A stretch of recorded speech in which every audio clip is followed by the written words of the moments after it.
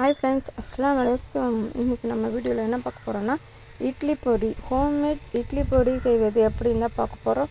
Very சூப்பராக டேஸ்ட்டாக செம்ம டேஸ்ட்டாக இருக்கும், காரசாரமாக இருக்கும்.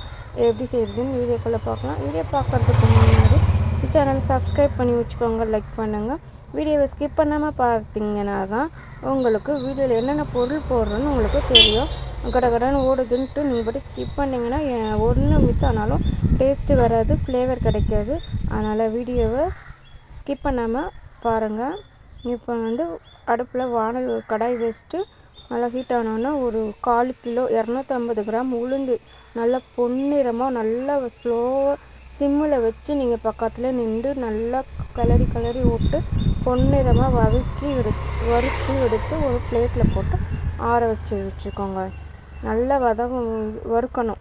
அந்த உளுந்து பச்சை வாசனை போயிட்டு அந்த வறுத்த ஸ்மெல்லு வர வரைக்கும் நீங்கள் நல்லா அடுப்பு ஹையில் சீக்கிரமாக வறுக்கணுன்ட்டு ஹையில் வச்சிட்டிங்கன்னா கரிஞ்சு போயிடும். அதனால் சிம்மில் வச்சுட்டு ஸ்லோ பண்ணி கனமான பாத்திரம் வச்சிங்கன்னா தான் உங்களுக்கு அது தீஞ்சு போகாமல் நல்லா பொன்னிறமாக இருக்கும்.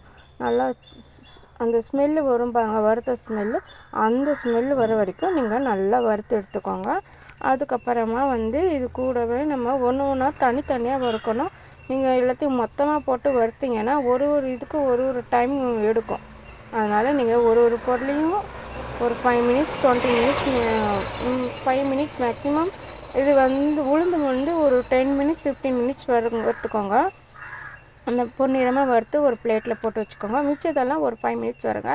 இப்போ இந்த கிளாஸில் தான் 2 கிளாஸ் அளவுக்கு உளுந்து போட்டிருக்கோம். இந்த கிளாஸ் அளவு 250 கிராம் வரும், 2 கிளாஸ் அளவு போட்டிங்கன்னா.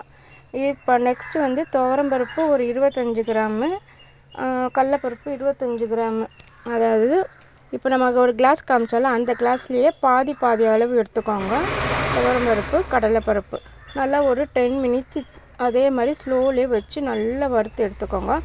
வறுத்து எடுத்துகிட்டு நம்ம அதுக்கு அடுத்தது என்னென்ன எடுக்கிறோன்னு பாருங்கள். திருப்பியும் அதே டம்ளர் அளவுக்கு 1/4 டம்ளர் அளவுக்கு, அதாவது 4 டேபிள் ஸ்பூன் உடச்ச கடல, 4 டேபிள் ஸ்பூன் பச்சை பருப்பு, அப்புறமா திரும்பியும் ஒரு 4 டேபிள் ஸ்பூன் பாசிப்பருப்பு போட்டு அதே அளவில் கொஞ்சமாக ஒரு 4 டேபிள் ஸ்பூன் தான் அளவு வரும். 1/4 டம்ளர் போட்டிங்கன்னா உங்களுக்கு ஃபுல்லாக வந்துடும். போட்டுட்டு தனியாக எடுத்து வச்சுக்கோங்க எல்லாத்தையும். இப்போ நம்ம எல்லாத்தையும் போட்டு நல்லா 5 மினிட்ஸு 10 இல்லைன்னா ஒரு 10 மினிட்ஸ் நல்லா வறுத்து வறுத்து எடுத்து வச்சுக்கோங்க. நெக்ஸ்ட்டு எள்ளு, கொள்ளு, வேர்க்கடலை எல்லாமே 25 கிராம் தான். அதாவது 50 கிராமுக்கு வாங்குவோம்ல, அதுலேயே கொஞ்சம் பாதி சின்ன டம்ளரில் எல்லாத்தையும் 1/4 கிளாஸ் தான் போட்டுட்டு அதையும் நல்லா ஒரு 10 மினிட்ஸ் வறுத்துக்கோங்க. 5 நிமிஷம் இருந்தால் போதும். இது டக்குன்னு வறுத்தணும். நம்ம வேர்க்கடலை எவ்வளோ வறுப்போமோ அந்த மாதிரி வறுத்து எடுத்துக்கோங்க. அதுக்கப்புறமா நெக்ஸ்ட்டு 10 பல் பூண்டு, அப்புறம் 150 கிராம் காஞ்ச மிளகா. ஃபஸ்ட்டு நம்ம காஞ்ச மிளகா 150 கிராம் எடுத்துக்கோங்க. உங்களுக்கு காரம் எவ்வளோ தேவையோ அவ்வளோ நீங்கள் எடுத்துக்கலாம். காரம் கம்மியாக வேணும்னா 100 கிராம் எடுத்துக்கோங்க. எங்கள் காரம் ஜாஸ்தியாக இருந்தனால 150 கிராம் காஞ்ச மிளகா நீங்கள் எடுத்துருக்கோம். காம்பெல்லாம் பிச்சுட்டு எடுத்து வச்சுக்கோங்க. அப்புறம் பூண்டு நல்லா வறுத்து முடித்தோடனே ஒரு 5 நிமிஷம் நல்லா வறுத்துருங்க. வறுத்து முடித்தோடனே காஞ்ச மிளகா வறுக்கும் போது நொடி வரும். அது வராமல் இருக்கிறதுக்கு நம்ம சாப்பாட்டுக்கு யூஸ் பண்ணுற குக்கிங் ஆயில் ஒரு 2 சொட்டு ஊற்றிக்கோங்க. ஊற்றிட்டு நல்லா வறுத்து முடிச்சுட்டு அந்த எண்ணெயிலேயே கருவேப்பிலையும் போட்டு நல்லா வறுத்துருங்க. கருவேப்பிலை நல்லா வறுத்து எடுத்தோடனே கல் உப்பு போட்டு வறுத்துக்கோங்க. அதுக்கப்புறமா கல் உப்பு போட்டு நல்லா வறுத்துட்டிங்கன்னா தான் அப்போ தான் அரைக்கும் போது தண்ணி சத்து இல்லாமல் கெட்டு போகாமல் இருக்கும். நீங்கள் உப்பு வறுக்காமல் மறந்துட்டு நீங்கள் அப்படியே போட்டு அரைச்சிங்கன்னா நீர் சத்து வந்துடும், அதுக்கப்புறம் கெட்டு போயிடும். அதனால் நீங்கள் உப்பு வறுத்து தான் போடணும். அதுக்கப்புறமா நம்ம குட்டி கிளாஸில் அளந்தாலும் அதே அளவுக்கு சின்ன கிளாஸு ஒரு 50 கிராம் அரிசி சேர்த்துக்கோங்க. சாப்பாட்டு அரிசி போட்டு நல்லா அரிசி பொரியிற வரைக்கும் நல்லா வறுத்து எடுத்துக்கோங்க. வறுத்துட்டு அரிசி வறுத்து முடித்தோடனே 2 ஸ்பூன் ஒரு 3 ஸ்பூன் 2 ஸ்பூன் அளவுக்கு பெருங்காயத்தூள் சேர்த்துக்கோங்க.